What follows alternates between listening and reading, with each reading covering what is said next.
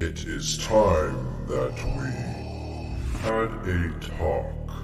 A real talk.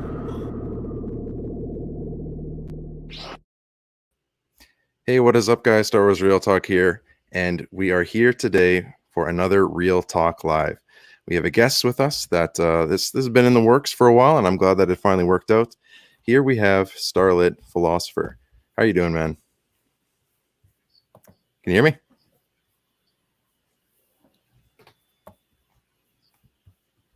Hello? Yo? Hi. You hear me? Oh, yep, there we go. I had it playing on the other window. Oh, yeah, it's a little bit delayed there. There we go. There we go. Now I can hear you fine. Yeah, I'm happy to be here. Thanks for having me on. Yeah, man. So we talked about doing this like back when Visions came out. We were like chatting about it. I was like, oh, I liked your video, and you're like, oh, we should do this. I was like, yeah, we should do this. And then we kept thinking like, we should do this, and then we're finally doing it. So yeah. We had so much to talk about with Visions, and then it came out and everyone made their reaction videos, and it's like, well, kind of missed the boat on that one, but yeah, a little bit. It is what it is. So we met, I think it was Star Wars Theories Discord. Yeah, I think so. Yep, there's loads of Star Wars content creators on there, and it's always fun to socialize, and we ran into each other. So yeah, are you still in that server? Still pretty active? Yeah, not as active. Like back earlier this year, I spent, I would say, like an obscene amount of time on that server on theory streams. But I go on there occasionally. I still know people on there, and it's a fun time. Yeah, I think my first legitimate memory with you was when you were streaming in the server showing off your book that you got. Was it? Yeah. Actually, I have that right there. It's right behind me. It's a Ralph Mcquarrie book with all of his concept art. Yeah, and you were just page by page, just showing everybody in the. I could look at that thing for hours, man. Yeah. What is it? Just OT in there? Yeah, it's just OT. And then I have them right here. I have all the sketchbooks too for like Joe Johnston's work. Okay. I have.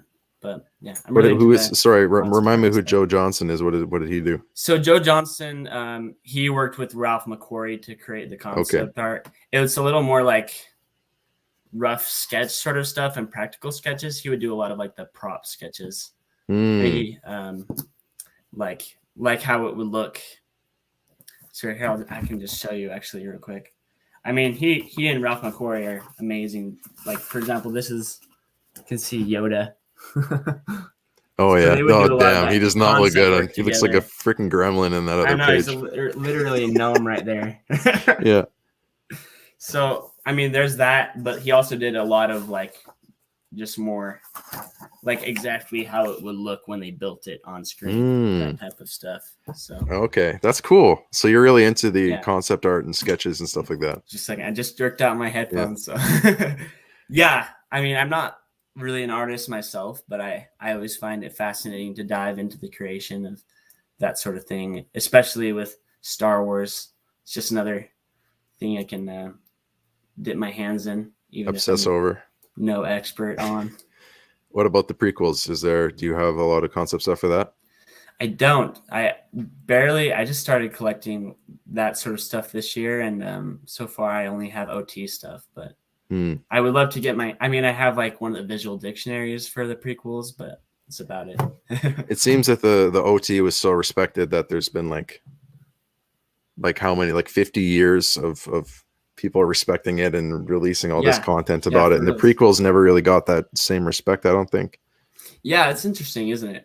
I don't know. Like, I think that the prequels were probably maybe impactful in a different way, but especially as far as like visual effects go, equally impactful on the film industry and on film overall. Like, yeah, I wonder if it's because the prequels came out during still kind of in the digital age a little bit.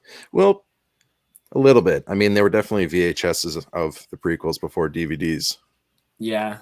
So I don't know. Also, like, honestly, like I love the prequels, but a lot of really good movies came out at that same time. That's when we started getting Lord of the Rings, Harry Potter, Matrix, like all of those things, like the iconic 2000s movies all came out like in that span of like 5 or 6 years. Yeah. And so I don't know if maybe it has to do with the fact that people just liked the other movies more, which you mentioned one of your videos, like as time has gone by, especially as like the sequels came out and stuff, I think that a lot of the hate and just complaints about the prequels has sort of faded away. It's not nearly as much of a discussion topic as it was like 6 years ago. And it's what people do nitpick about it are like, it's such a small amount, and it's so old news already. Like like the whole argument about Jar Jar, like that's not a real argument anymore. No. Like at one point it was a very serious argument, but now it doesn't really hold anything. And now like it's just kind of like, oh, Jar Jar is just part of it. Even like maybe this is a hot take, but I don't like particularly think that Hayden Christensen was the like most amazing possible choice to play Anakin, but he is the Anakin I grew up with, and so he's the Anakin I love. And so like if they brought back another Anakin in Kenobi, I'd be like pissed, and everybody would be pissed, Oh yeah, it would be so disrespectful. That would not be okay. So yeah, even though there's things about the prequels that I like that I have issues with, the story not being one of them, and a lot of the stuff that people say are problems, I don't have a problem with. But even though there's the little issues, I just think it's just part of the overall creation at this point. Sure. I don't have an issue with it, and I think overall the prequels are beautiful. So yeah. Anyway. And I think like a lot of people nitpicked on the special effects and stuff like that. Like it was too much, but it was just really ahead of its time, because like everything Marvel and stuff, all the big shows, they're all pretty much in front of a green screen the entire time. Yeah, for reals. So it's just ahead of its time. People weren't used to it. Because I think Jar Jar was the first full CG person, right? I think so. Yeah. Yep. He was the first fully CGI character in ever. Yep. Yeah. So it was revolutionary. And there was like some very like early attempts done by like ILM, and like I think there's one before that. I can't remember what it's called, but it's like very like Jar Jar. You can tell it's CGI, but it's believable. They did a good job. Like George Lucas knew that whatever he put in his movie had to be believable and had to be a part of the world. Yeah. I think. So. Yeah. It's comic relief, but it works. Yeah. And then they toned him down a bit afterwards. Yeah, for sure. He was just super chill. Man. I'm still hanging in there for Darth Jar Jar, Could happen. He's waving his hands in like every scene. I just think it's hilarious how many hours some content creators put into like committing to that theory. Yeah, I think if Marvel or if Disney ever did what they're doing with Marvel with the What If series, Jar Jar would be episode 1 for sure. Dude, I didn't even think about that. That'd be sick. Yeah. And the sequels weren't as like the OT and the prequels both had pretty revolutionary technology for the time, and the sequels never did. I wonder if they should have waited longer on the sequels. Yeah, that's it. So in one of Theory streams, Mark Fernandez, he mentioned how like that's what's so cool about like the Mandalorian and these new shows is that like they have that what's it called, the screencraft or stagecraft or whatever, and it's like it's this brand new technology, and that's always been like a part of Star Wars is like using brand new invented technology and pushing the film industry to its cutting edge as far as like the tech goes.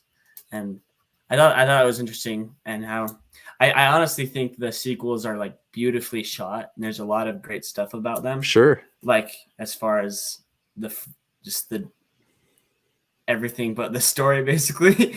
Yeah, I'd agree. I'd love to see like a new trilogy shot in the way that the sequels are, like with that cinematic feel, but with the story that we all want. Sorry, that's kind of a little tangent there. Oh, that's what we're here for. We're here for tangents, so I welcome them. So tell us a little bit about your channel. So you weren't always called the Starlit Philosopher. No. So if you look at like literally all my videos, except the most recent one, which is like a 30-second meme, which I only have like 5 videos, but it says like my longest video, I say like, this is between suns. It was like in between suns. Right. And I don't know. It was a cool idea. I made a logo and everything, and it basically referencing the binary suns on Tatooine. But I kind of thought that I love Star Wars, but I also like a lot of other stuff. Like Star Wars isn't necessarily my life. I mean, as many hours as I have put into it, like I'm also into a lot of other stuff, other movies. I'm into Marvel, I'm into anime, I'm into all sorts of stuff. So I want to be able to feature that kind of stuff. And so I kind of made it a bit more of a general name, Starlit. I mean, you can see in my logo, I literally have the Jedi Order symbol in there. So it's pretty obviously Star Wars, but I wanted the wiggle room to kind of feature some other types of stuff. Well, that's really smart. I mean, there's many times I wish I could release videos on random stuff, but I put myself in a box, and it is what it is. I mean, you could always start new YouTube channels, but it's really good to give yourself that freedom. Yeah. But I also know that on YouTube, sometimes it's easier to grow once you're in a niche. Right. So there's a little bit of that extra struggle of trying to figure out where you fit, and the YouTube algorithm trying to figure out where you fit. Yeah, for reals. It's such a weird like game we have to play. I mean, I'm new to this, but like, I don't know. Just like, for example, with Spider-Man Far From Home, like there has been, like if you go on YouTube right now and you have ever looked at anything Marvel, there will inevitably be spoilers. And it's not just like it doesn't say spoilers. It's literally like a picture of like a scene from the Spider-Man Home. And if you like accidentally mouse over it, you like see something from the movie. And I'm like, I don't know. I just think it's weird because like if you accidentally put 4 seconds of music, the wrong music in your video, then you get copyright struck. But then they literally have bootleg copies of Spider-Man like on YouTube. So yeah, it's a weird balance, I guess. It's yeah. I don't know how hard YouTube cracks down, or how hard Disney cracks down on Marvel stuff, like Marvel audio. I imagine it's about the same as Star Wars, because Star Wars, they have you by the neck, like anything John Williams, for more than a second. People making like rip off John Williams music.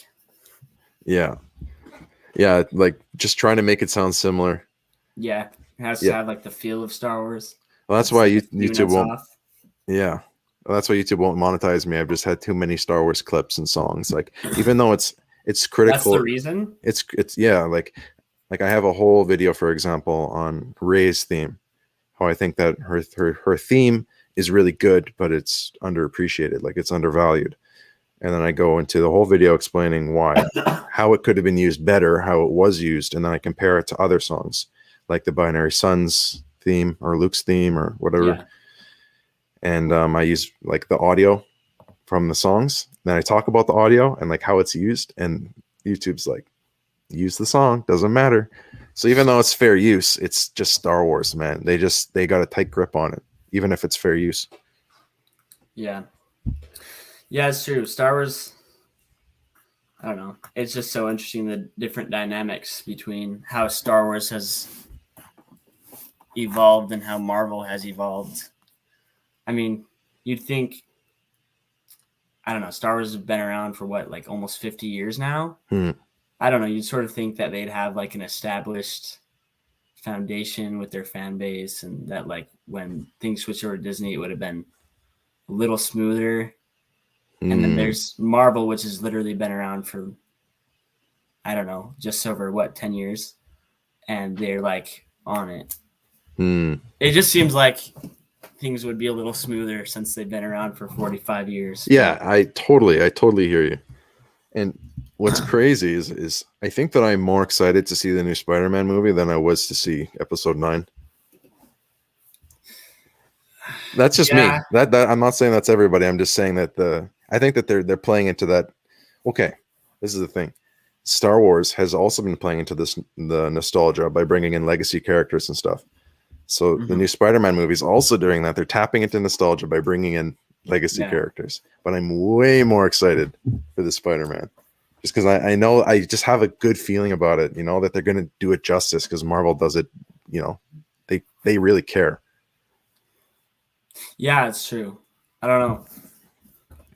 So I don't know, like, why there's, I don't know. It's all just been so weird, like being a Star Wars fan, because I went from being, like I was probably like 14 when Force Awakens came out, and I was just like, I don't know, I just lost my mind, like Star Wars videos, like YouTube videos, weren't even that much of a thing back then, and like me and all my friends, we would just comb the internet, and it was just like, I don't know, every bit of Star Wars stuff we could consume, we did consume leading up to that movie, because we were just so hyped to have another Star Wars movie. And so that came out, and we were like, oh, this is great. And then 8 came out, and it was like, what's happening? And then I came out, and I loved it at first, and then I couldn't go back and watch it ever again. Yeah, I know. That's the hype going into Episode 7 was really something special. I really don't want to like get caught up on that, because honestly, there's been like a lot of sequel talk, and just like I'm down to talk about the sequels. I don't have like a blog. No, I hear you. It's been beaten. You made a video about that too. Yeah, like it's time for us to move on or whatever. Like it's just like a bit saturated. That like totally agree. Totally agree. There's no opinion about the sequels that has not been said. Yeah, not covering new ground there. So, I mean, yeah. So my stance on that. But. That being said, what kind of videos do you want to make on your channel? I have a couple of scripts for some videos right now that I'm working on. I think theory videos are really fun. Just like theorizing about Star Wars. I think everybody loves doing that. Any Star Wars fan loves doing that. And so just like creating a platform to share that. Also, I love diving into just different characters' thought processes. My first like long video was like actually like 5 minutes, so it wasn't that long, but was about the sounds of Star Wars, is about like the laser blaster sound. Yeah, that was a really good video. I also love thanks. I mean, it was definitely like my first YouTube video, so it's a little rough looking back on it, but I love like diving into the creation of Star Wars and that kind of thing. That all fascinates me. It's that like doesn't surprise finding me. out about the different people involved in that. It's like people give a lot of credit to George Lucas, and his credit is due with George Lucas. Don't get me wrong. Like he deserves a lot of credit. He created this world, but there are like so many people that were involved and have been involved with the creation of what we know as Star Wars, with the sound and the imagery, and I mean Ralph Mcquarrie with the visuals and the visual effects and that whole crew. And like there's so many people involved, and I think diving into different aspects of the creation is really interesting to me. But, yeah, I think that's a good angle, because that's not totally been done, like crazy. And like I was so happy that Star Wars Theory was bringing in all those OG creators. Like those were so cool. Like the guy that built the lightsaber, like the people who make the props and stuff. Like there wouldn't be Star Wars without those people. I know. I mean, and again, like George Lucas does deserve a lot of credit, because he was able to like bring all of those people together. It takes a special kind of person to, be able to direct that many talented people. I could see there being a lot of like creative conflict when that many creative people get in a room. And I think that's probably what has happened with a lot of the newer Star Wars content. there's a lot of creative people in the world, and like when they get in the same room, they're either gonna like have someone to lead them, or they're gonna agree on something and thrive there, or they're gonna like have different ideas. It's gonna suck. Yeah.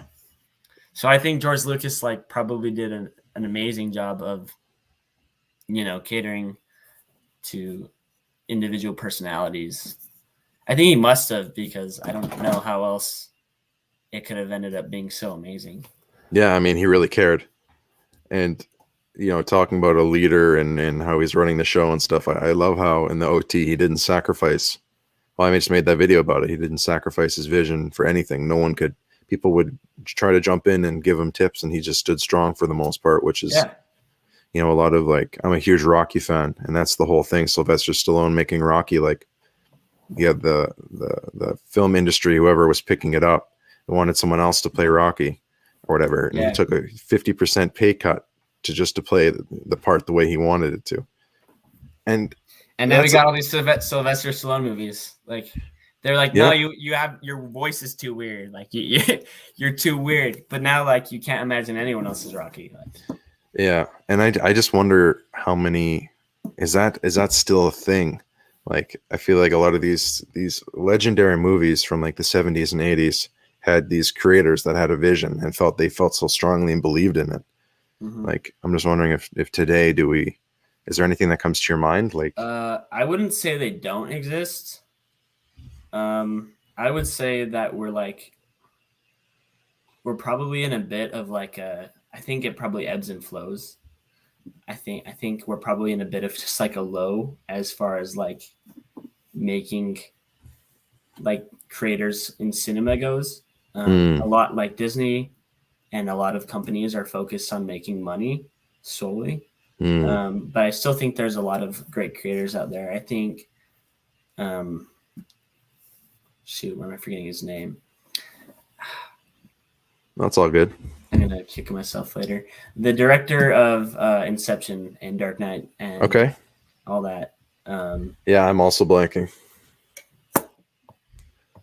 Okay, I'm just gonna look it up. Sure. This happens all the time. Yeah, brain fart. Christopher Nolan. Yeah. Okay, there we go. I think he has a lot of vision. I've listened to him talk, and like he genuinely wants to like make his emotions like on video. I haven't listened to him talk in person, but he wants to have his audience feel something and to have an experience rather than just even just adding to the story. Like, I think there's a difference between building a world and creating a story where your audience can have that experience and like an emotional journey.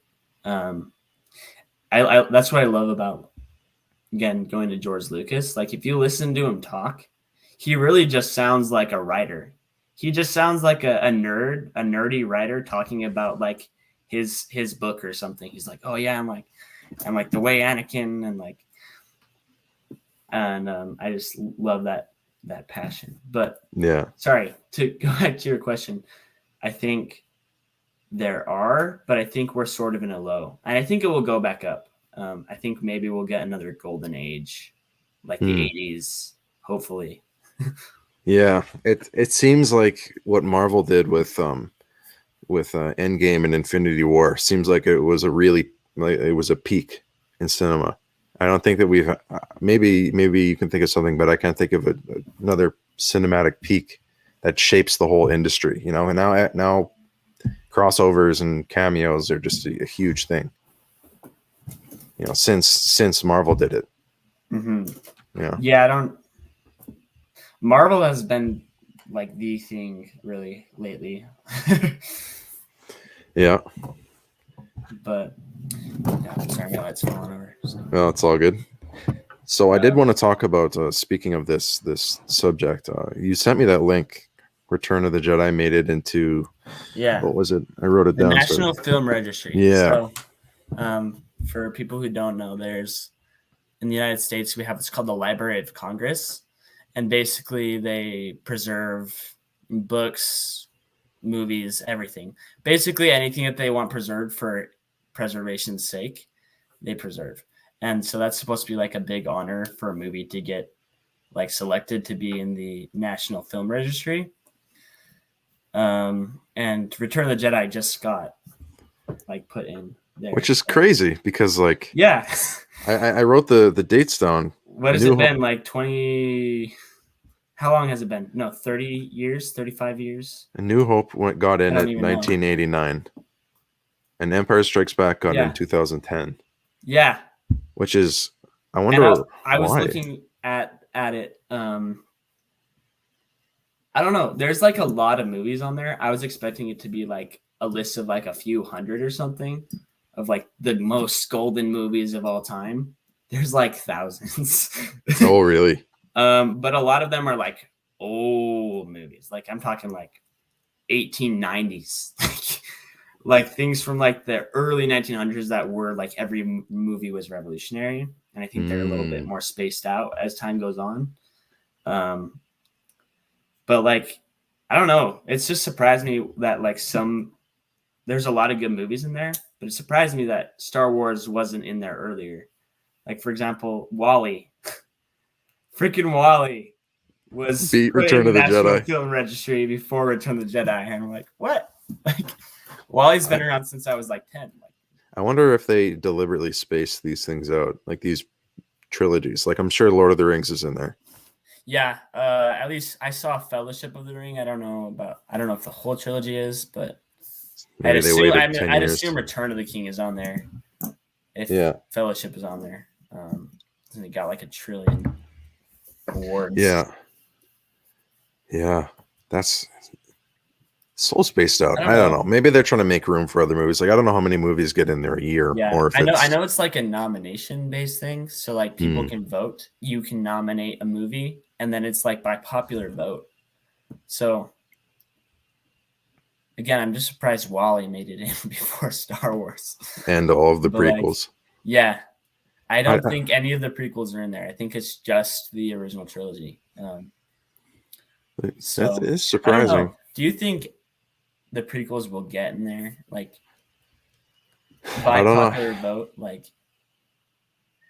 one thing it said was like someone who like the director of the film registry or whatever was like the original trilogy has proved that it can stand the test of time.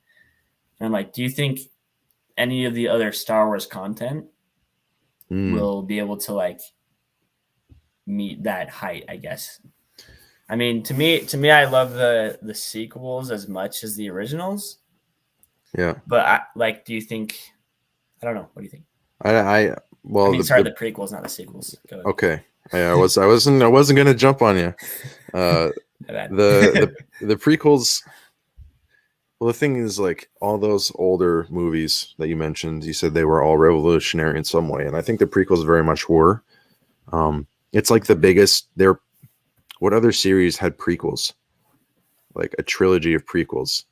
You know, I guess The Hobbit did that eventually, but yeah. So that's kind of revolutionary in its own way. Plus the technology, like you said, cutting edge, and even like Rogue One was like they must have been the first to do a deep fake, a very ambitious. Yeah, it's true, huh? They did. Well, so they did Leia and they did Tarkin. So. Yeah. So the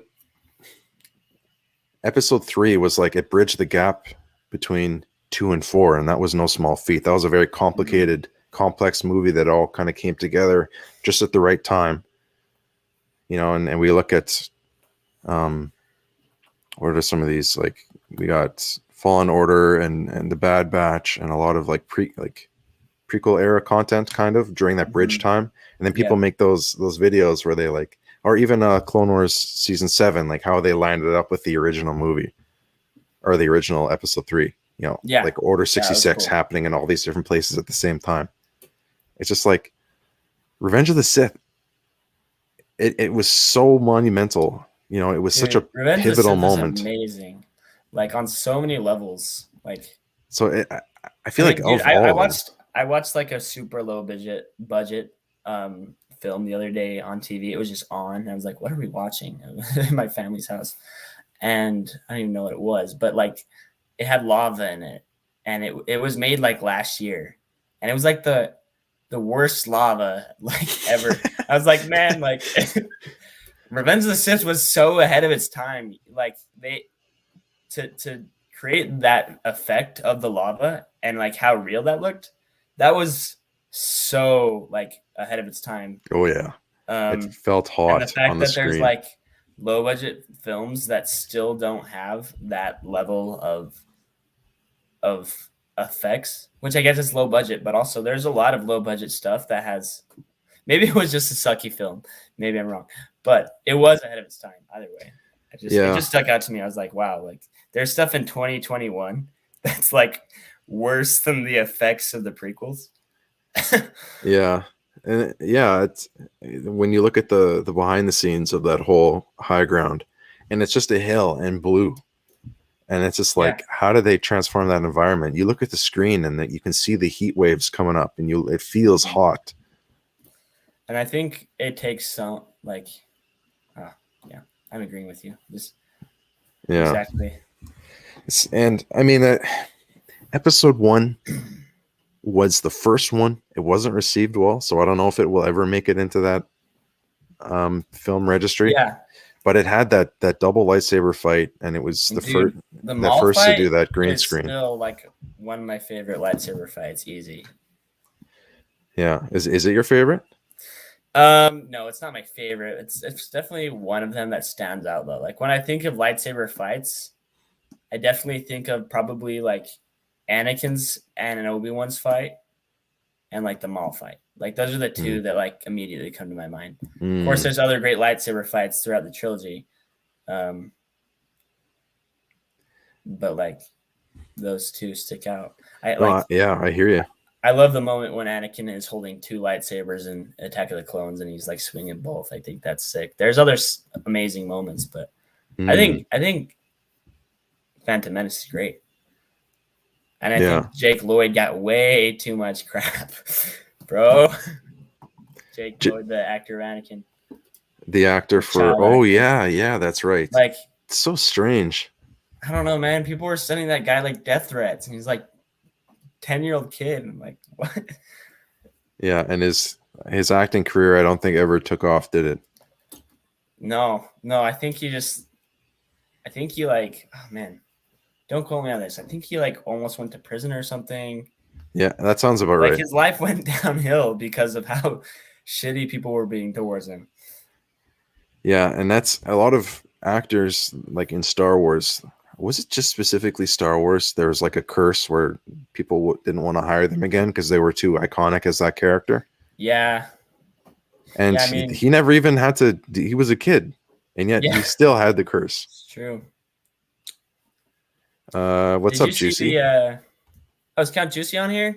What's up, man? Good to see you. What's up, Nick? Sorry, I guess I haven't really been looking at these. What's up, Whooper? I was just playing with him like 5 minutes before our stream. We were playing Apex. You were playing Juicy with Juicy? No, with Whooper here. Oh, cool. And I'm like looking at the watch. It's like 10 minutes to stream time. We're like the final 3 people. I like text you like, I'm having technical difficulties. Yeah. You're like, oh, sick. Yeah. No, it's funny that you had technical difficulties and then I had technical difficulties. Oh, it's like, son of a bitch. Yeah. I was like, shit. I'm gonna get on there. He's gonna be all like waiting and like, where the fuck were you? I was like, I'm never gonna get the opportunity again. No, it's shit like this happens all the time. I was like 15 minutes late the last time I streamed because of technical difficulties. So yeah, sometimes it happens. It's like still complicated stuff. It was interesting seeing like I'm into a lot of like Broadway stuff and listening to that music. There was like a lot of virtual performances during COVID. A lot of the actors and like singers and stuff tried to do like at home performances and like set up a mic, and there were just so many times where it's being like streamed on like a nice like professional website, and it's like the shittiest sound quality you could possibly have.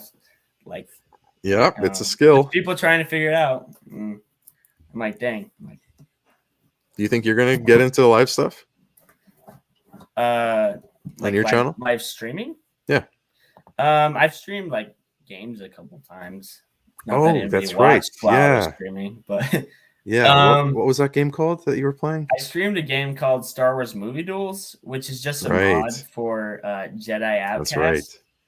And Jedi Academy. And so basically, it's a pretty sick mod. Actually, I saw it on Theory's channel, and then I joined the Discord, and there's like instructions and everything. It's like it took a hell of a lot of time to set it up because you have to like click all the folders and transfer each folder and like edit the text, and it's a pain. But you get to play through every fight scene in any of the movies. That's really cool. So it's sick. Like it has the fight scenes, and then in between the fight scenes, it'll have like the clips, but like animated, like in like computer generated graphics. So yeah, you get to play through so cool. Revenge of the Sith, and it has Hayden Christensen's voice. Like it's pretty sick. Yeah, man, it's Star Wars games they're like, I think that's the one media that Star Wars hasn't really dropped the ball. Yeah. Like most every game has turned out pretty good. Yeah. I mean, I was pretty disappointed when the first Battlefront came, when the new 2 Battlefronts came out, when the first one came out. I was pretty disappointed because I grew up playing Battlefront 2 on PlayStation, and that was like the funnest game ever. You could be like any character. There's like a build, like 20 different, maybe not 20, but there was like a bunch of different game modes. And then like Battlefront came, and there wasn't even like multiplayer. There wasn't like capture the flag. There wasn't like in the original Battlefront, you could be every type of clone trooper that existed. But other than that, like Fallen Order, Battlefront 2, it's been great. Yeah. Well, Battlefront 2, yeah, I guess it didn't launch very well, the new one. And yeah, it got better. There weren't many game modes in the first one, really. I don't know. All I played is Heroes vs. Villains, so a little bit. So you weren't super in love with Battlefront 2?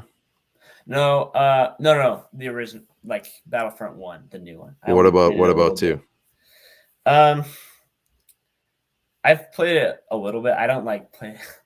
My computer isn't like a nice gaming computer. I don't have a console at the moment because my brother moved out. That makes things tough. So it's a little tricky. Like it's a decent computer, but it can't run graphics for crap. So yeah, I feel you. I got the same problem. I play KOTOR because it's like my computer can handle it. I play all the old Star Wars games. I have all the old Star Wars games. So you're excited for Knights of the Old Republic, the new one? Oh yeah, it's gonna be great. I think we need. I think the fandom needs something outside of the Skywalker era. Yeah, we need to go back to that. Well, there's so much there that it's not in the mainstream at all. Yeah.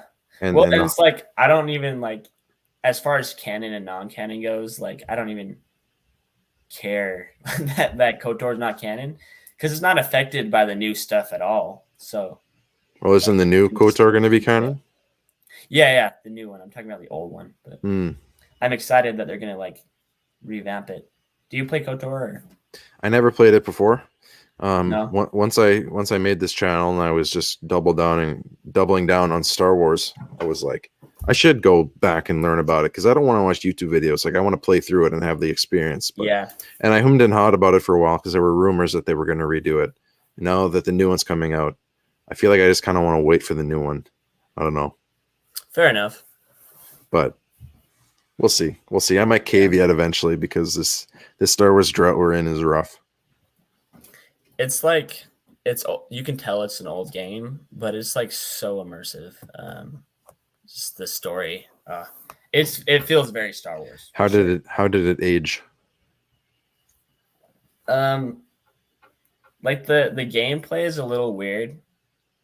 It's a mouse and keyboard game. Actually, they just released on Switch, which is pretty cool. But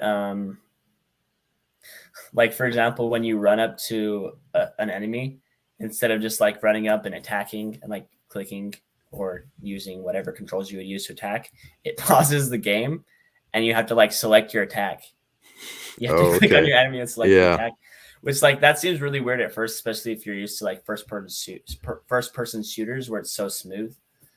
Yeah. So is it like Final Fantasy kind of a? I never got into Final Fantasy. So what about Fallout? Because Fallout had that VAT system where you would kind of pause time and you could aim at the limb that you wanted to attack. Yeah. Oh, it's not the limb. It's just like it would say like press space to start the game. To resume battle or whatever. Yeah. And then you would just select which enemy you want to attack, and then you would select like which force power you want to use, or like which blaster. Like you could do like a sniper shot or like a rapid shot or like which strike. So you have like a skill tree throughout the game, and you can like select your different attacks and stuff. Or you can just like unpause it when it does it and just like click and rapid. But yeah, so I wonder if they're going to rework that system. You know, I think that it's probably a dated combat mechanics. It takes some adjusting, but it's not the worst as far as old games go. Like there's definitely worse. There's definitely Star Wars games that have aged worse as far as combat goes. Yeah. Well, I played Bounty Hunter on my channel, and that was a rough experience with the mechanics. Yeah, I tried to play Outcasts, and like I couldn't do it. I gave up like one level in just because I was like, I know the story is good, but like it was just rough for me. Yeah. I hear you. Yeah, that Bounty Hunter game, the story, the lore was so good, but you have to get through the shitty mechanics. So it's a cool game though.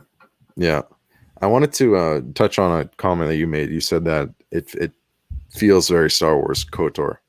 Yeah, and that instantly reminded me of the new Star Wars cruise.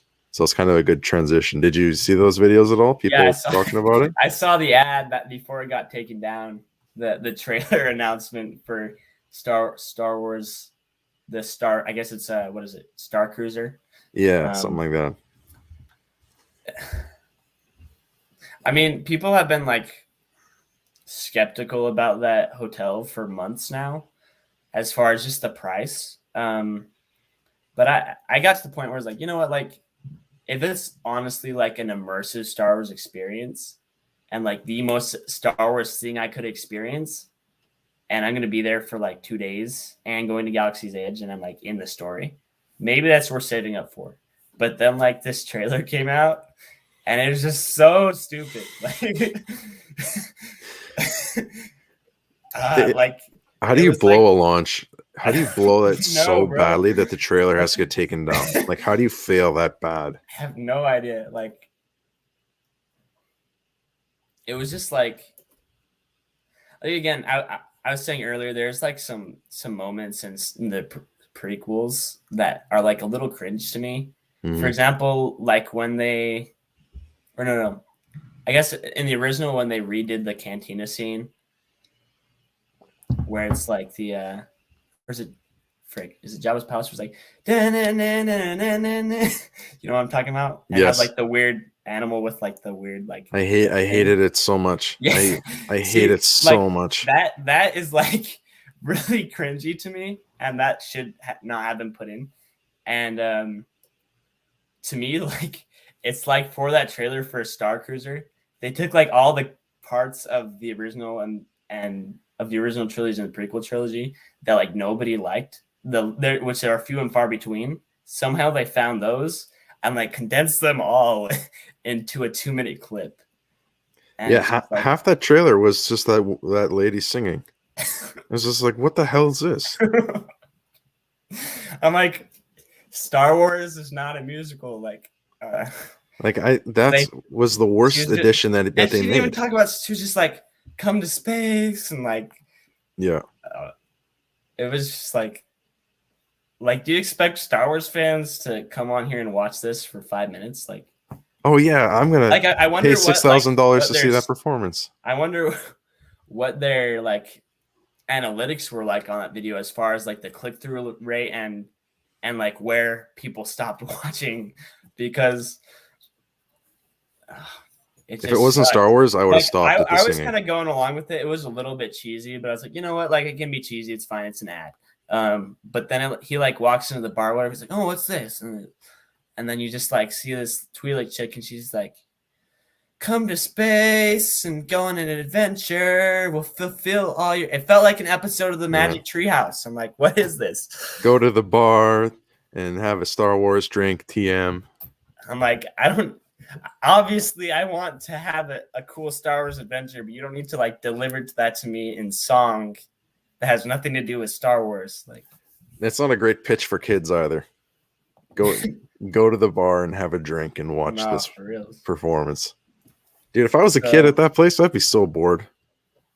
I mean, what are you gonna do? Is there a okay, cool. There's the Star Wars thing, the lightsaber thing, which I would probably be excited about, but as a kid, I'd be like, so where's the water slide? Like, what am I supposed to do with my time here? Like, where's the freaking lightsaber? Like, you don't even get, like, Disney announced their cool lightsaber like a year ago or whatever. Like, their one that like retracts. Yeah. You don't get to, like, I don't know. They should make it cool like that, you know? Like, you should be able to have a lightsaber and be a Jedi, and or pick a path. You could be a smuggler, or you could be a bounty hunter or something. Like, yeah, that'd be sick if they just had it so immersive that you could just like, it's basically a role playing game. I think that that would be really cool. And I think all the like Star Wars mega fans would go for that. Maybe not everybody, but like, is everybody gonna go to a Star Wars themed 2-day adventure anyway? No. So like, I don't know. I don't know how they blew it so bad. Like, how did that get released? It was, the whole thing is it's supposed to be immersive, but what I was thinking when I watched it is, I'm like, so I can go be a Jedi, I can learn how to go be a pilot on the bridge, and I can go to the bar and play games. It's just like, what is the theme here? Like, I'm trying to think of a Star Wars cruiser where they trained a Jedi. Like, that almost takes me out of it a little bit too. I mean, I'm just totally nitpicking right now, but it's just like, what's the theme? You know, if it's a Republic cruiser, the training Jedi thing takes me out of that immersion, because I'm like, oh, this isn't a real cruiser. This is just the best of Star Wars on a ship. Which, like, I don't know. I went to Galaxy's Edge in California earlier this year, and I loved it. Like, it blew my mind, especially what's the ride? The big ride. Like the Falcon? I've never been, so I have no idea. Well, there's the Falcon one, and there's one where it like takes you through like Starkiller Base, and that one is amazing. Like, it's honestly the coolest ride I've ever been on. But like, I couldn't help thinking afterwards, I was like, oh, that was like the coolest thing. Like, but like, imagine if they had like the same thing, but like with Darth Vader. Or imagine if instead of having this random world that stays the same, they had like, I don't know, Coruscant, or like something familiar to us that like matters in the Star Wars universe. Like, and I'm not opposed to them making new stuff. In fact, I'm in favor of it, but like, I think there's a balance there. I think Coruscant is an untapped gold mine that Star Wars, for whatever reason, doesn't want to go back to. All right, dude. I mean, even those little moments in the Clone Wars, like Clone Wars Season 7, where Ahsoka, like, which I wasn't a huge fan of the Martez sisters. I don't think very many people were, but like being able to glimpse Underworld Coruscant, that was sick. Yeah, there's so many levels. Or where she goes and sees, like, they go and see Zero the Hutt down there, and you're like, what? There's like this whole world that isn't explored. Yeah, you want something to feel Star Wars, like anything on Coruscant, just immediately. And there's so many different areas of it. Like, I'm just surprised they never did that with Battlefront or Battlefront 2, or, you know, in the new trailer, we could see Coruscant. They have infinite possibilities in the games. They're a little bit more like restricted as far as what they're able to do in the movies, I guess. Sorry, a second, my thing's freaking. That's all good. But like with games, they could literally do anything, you know. Yeah, That's why I'm so I mean, excited to see Coruscant in the new Eclipse trailer. Yeah. Wait. Oh yeah. Yes. Okay. I know what you're talking about. When Yoda was there. Yeah. Okay. Can we talk about Eclipse, dude? Like. Yeah, for sure. Let's do it. That trailer was amazing. Like, It makes me feel like It almost seemed like a God of War, like Star Wars thing to me. It was just so well. It just looks so good. Ugh. Like hopefully they set the bar pretty high. People are going to be expecting a high quality. The aliens are like, there's so many things that I want to know from that trailer. There's a lot of trailers where it's just cool scenes, but that trailer makes me like hyped. Like I want to know everything. It's exciting because we legitimately don't know. I mean, when we look at trailers for Squadrons or Battlefront 2 with the main campaign or Fallen Order, we kind of get what's going on. We know kind of what the story, where it's going. Right. But this, I don't know. And we talked about this with Visions over Discord before. Like, I think it's time for like to get new stuff. Like, I love the Skywalker saga, and I love that time era, and I love that they're filling in the blanks and like deepening different characters' stories and stuff. But like, I mean, there's an infinite timeline in an entire galaxy. Mm-hmm. And I like, hear you. They need to. I'm glad they're like. It seems like they're kind of going their own direction as far as the story. It seems like something totally new. Yes. That still stays with what we want in Star Wars, like what with we as a fan base. New and canon. Yeah. New and canon. Yeah, that's like I remember thinking before all this new content came out within the last couple of years, everyone was like, "Oh, Order 66, such a crazy moment, so cool. We want more Order 66." Yeah. Theory every 5 minutes was like, "We need more Order 66." And then yes, literally. And then now we Fallen Order, and we got Bad Batch, and we got Clone Wars Season 7. It's like I don't want to see any more Order 66. I get it, like time for something new. How many times? I mean, if it's like a flashback maybe or something, but I don't care that much. I care about Order 66, but like, how many different Jedi can you show? How many brand new Jedi can you show that I've never even seen before, and make me still care about Order 66 when it's the exact same scenario? Yeah, it's like the same, almost. Exactly. Jedi with Master. Clones turn on them.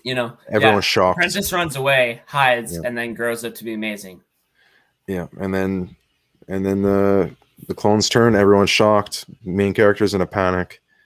It's just this. It's all the same everywhere we go. I mean, the Bad Batch was at least a little bit original, but that's why I have very excited about Bad Batch as a whole, though. But I agree. I know everyone totally loved it, but I have mixed feelings. Nah. Yeah. But okay, I know Visions came out like a couple months ago, but I want to tap on something that I like didn't hear a lot of people mention. If we have time, do we have time? Yeah, let's do it. Okay, so like I think going back to what we were saying with Eclipse, like Visions is exactly like the sort of content that the fandom needs, especially a few of those episodes, like the Master and Apprentice one or whatever, with like the lightsaber builder. Mm-hmm. The duel, I think, was amazing. I think they're doing a really good job of introducing more gray area as far as like sides go in that story, which is what I want to talk about. Like, for example, in the duel, you see a red lightsaber user who is collecting red lightsaber crystals. Yeah. But you have the Ronin dude, but like he kills a Sith. So like, I don't know. There's a whole spectrum of like Force users that we haven't seen, and I think they do a good job of tapping on that. Even though I don't really like episode 2 or the second one, the Rhapsody or whatever. But like even just like exploring another character, like someone who left the Jedi Order, exploring their journey after that, I think is a great concept. Yeah. Or just like the there's just a lot. There's a lot of room in there where a lot of moments in there where they introduce someone who's like force sensitive, or like, what was it? The twins. Okay. For example, that's basically Luke and Leia. But there's a moment where the Luke character, whatever his name is like, I don't care about the Republic or the Empire. And I'm like, I thought that was such an interesting character moment, because I'm like, it's always like, I don't know, the Republic or the Empire, or like the dark side or the light side. And I think there's more people in the galaxy than just the good or the bad. And so I think like the Republic and the Empire and the First Order and the Resistance or whatever, I think what we need more of that, like, to explore different types of characters. I think it's a great idea. Anyway. Yeah, no, I agree. We need new angles. Like, I'm not really, I guess this is my hot take. I'm not really excited for Andor at all, because we have so much content out around that time. It's like Rogue One was special because it was those unsung heroes before episode 4, like that in that area, the earliest rebellion and whatever. But I just feel like we've tapped into that so hard, and then in the sequels they just copy paste new rebellion. Yeah. It's just that whole idea is just not exciting for me anymore. I'm excited, but like, I don't know, if you listen, like, okay, so if you watch the most recent, like the Boba Fett Under the Mask thing, there's some of like the original creators or whatever who were involved in that, and worked with George Lucas, who say like there's something special about the fact that he remains a mystery behind the mask. And I'm not trying to diss on the Boba Fett series, because I'm really hyped for that. But I'm saying, like, I think George Lucas knew the balance of like how deep to dive into certain things. I think like leaving some things a mystery is a good idea. And I think as Star Wars fans, like we want to know, we want more, we want like, oh, like what's this? But to leave room for imagination, and to leave room for each fan to be able to like come to their own conclusions and make fanfics and make all this stuff is kind of part of what defines the Star Wars fandom, I think. The fact that every aspect isn't dived into. Yeah, that's true. So I don't know. I think that there is some importance to the mystery of like how the Force works. I think there's a reason George Lucas didn't explain exactly what it's like for Force ghosts after they die. That's a good point. But if Disney ever needs the money, you never know. They might pick up on that. I wonder if we're talking about Boba without the mask, that trailer, there's like more of him not wearing his mask than when he is wearing his mask. He's like, when he's at that meeting with all those people on that table and he's not wearing his mask, I was kind of like, huh, that's interesting. Doesn't that kind of take away from he looks very menacing with that mask on. Why would he be meeting with people? Kylo Ren in the sequels, I was like, there was a large part of like 8, I think, where he just wasn't wearing his mask, and I was like, why? Like he's supposed to, like, his purpose right now in that moment, his storyline is to be menacing and to try and be in the dark side. So like, why wouldn't he have that? Why create a Darth Vader copycat if he's just not even going to wear the mask? Right. And then all the merchandise is him with the mask. Yeah, for real. It's very conflicting. Which I think Ben Solo is a cool character, but yeah. So I don't know how this Boba thing's going to go with him without his helmet on. Maybe they had too much controversy with Din and the Mandalorian. Like, he wanted more FaceTime, and they're like, nope, your Mandalorian doesn't take his helmet off, and it sucked for him. So I wonder if they're trying to like stay out of that conflict. Maybe it's a character thing. Maybe they'll explain it off with some character. I don't know. Like, I don't know. It's weird though, because we never saw Boba Fett without. I mean, to be fair, he has like 5 minutes of screen time total. But is that going to take away from the mystery of Boba Fett? Like, yeah, I don't know. I guess we'll just see. But it does seem like if like in the trailer, it seems like he's meeting with like people who are supposedly going to join up with him and be under him. If you were going to like meet up with people, you want to be like intimidating. He's trying to get them, which he clearly is. Like he's like, what is it? He's like, speak freely then. And he like, if you look closely, he's like sitting down after he says that. I'm pretty sure that's like after he gets up and just whoops them. Like, just maybe like, he takes his mask off for shock value. Maybe. Who knows? They're like, wow. I wonder, do you think they're going to tell us what happened, how he got out of the Sarlacc pit or whatever? Or do you think they're going to leave that a mystery?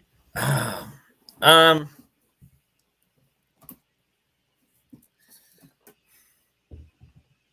think they will. Yeah, I guess it's the Boba Fett show. I mean, that's the one question everyone has. Be pissed if they don't. Just put the debate to bed. Huh? But just put the debate to bed already. Just tell us what happened. You've already told us that he survived. I mean, because didn't it happen in the comics and then they made it Legends or whatever? Like, I think so. I think, in my head, there's a couple different things that happened. I think he goes and lives with the Sand people. I mean, he had the Sand person like spear club thing in the Mandalorian or whatever. Yeah. So we'll see. I think it's been interesting, like the Mandalorian, to see the Sand people as people and less as like just brutes. Like that was done well. That could have been just like blown. Talks to them and stuff. Yeah. Could have been really bad, but it was just like subtle enough where it's like, oh, that's a cool detail, you know? That's true, cool actually. World building element where it's like, oh, look, the Sand people are like actually have like a civilization. They have a language. They have, you know. I thought that was a cool moment. They really did Tatooine justice, because I feel like Tatooine is just everyone. They always seem to find some reason to go back to Tatooine because it's a Star Wars planet, but they really were able to hit Tatooine with a new angle. Yeah, which, by the way, the Krayt Dragon, I don't know if you know, is from KOTOR. It's from Knights of the Old Republic. I didn't know that. And in Knights of the Old Republic, you get the Krayt Dragon, you get the Krayt Dragon egg or the pearl or whatever it is, and you can use that as a lightsaber crystal. Like, yeah. I can see how that's not canon. Except you, I think they like facet it or whatever, but it's like a special lightsaber you can get. That's funny. So maybe Grogu will go back and be like, "Give me my pearl," and then like that would be nuts. And then he turns it on, and Krayt Dragons just shoot out of the lightsaber. So I guess Boba Fett aside, what is your what Star Wars project are you most looking forward to in the future? Like video games, movies, TV shows?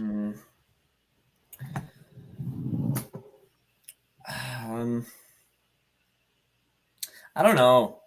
I mean, I feel like we're just at a weird. Oh, obviously Kenobi, for sure Kenobi, because like we filled in the blanks a lot with like the Empire era, and I feel like they're finally like going back, and that's like post prequel, which we've gotten a little bit of with Fallen Order and stuff. But it's all new characters, and I think that like that spot in Kenobi's journey, his character arc is like really cool. Could be really cool. I want to see. I'm making a video about this actually, or at least I have a script. Okay, sweet. I get around to it. So I really want to see Kenobi training to become a Force ghost. So that's something, you know, like right before Kenobi leaves and he and Yoda split, he's like, I had training for you, and I've been communing with Qui-Gon from the other side. And you see that in the Clone Wars too, is Yoda and Qui-Gon communing. So I'd love to see like Kenobi interacting that way. And like, I think we'll for sure see defeating some his dark kind self, of Force ghost, like Yoda does. Yeah.